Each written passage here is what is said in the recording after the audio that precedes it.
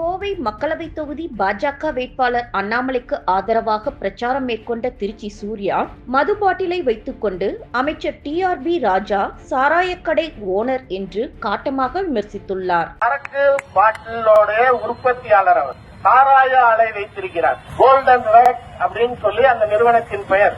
என்னங்க தப்பு? அரசாங்கத்தோட அனுமதியோட தானே நடத்துறாரு. அவர் என்ன இல்லீகலா சாராயம் காய்ச்சுறாரா? காலி நாட்டில இல்லீகலா சாராயம் காய்ச்சுவதற்கும் அனுமதி உண்டு, அதுவும் தப்பு கிடையாது. ஆனால் கம்பெனி வச்சிருக்கிறதுல இதுல என்ன பிரச்சனை அப்படின்னா, இவர்கள் தயாரிக்கக்கூடிய இந்த சரக்கு மட்டும் 60 ரூபாய் 70 ரூபா தான் ஒரு குவார்டர். அதிகபட்ச ஒரு குவார்டரின் விலை 200 230 வரைக்கும் இருக்குன்னு நினைக்கிறேன்.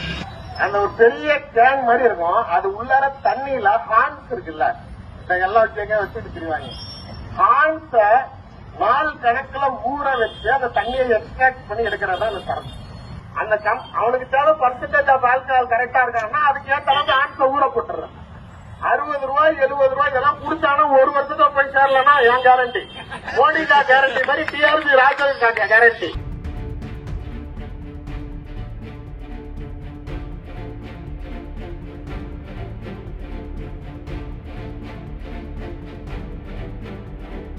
செய்திகளை உள்ளது உள்ளபடி தெரிந்து கொள்ள ரெஃப்ளெக்ட் நியூஸை சப்ஸ்கிரைப் பண்ணுங்க.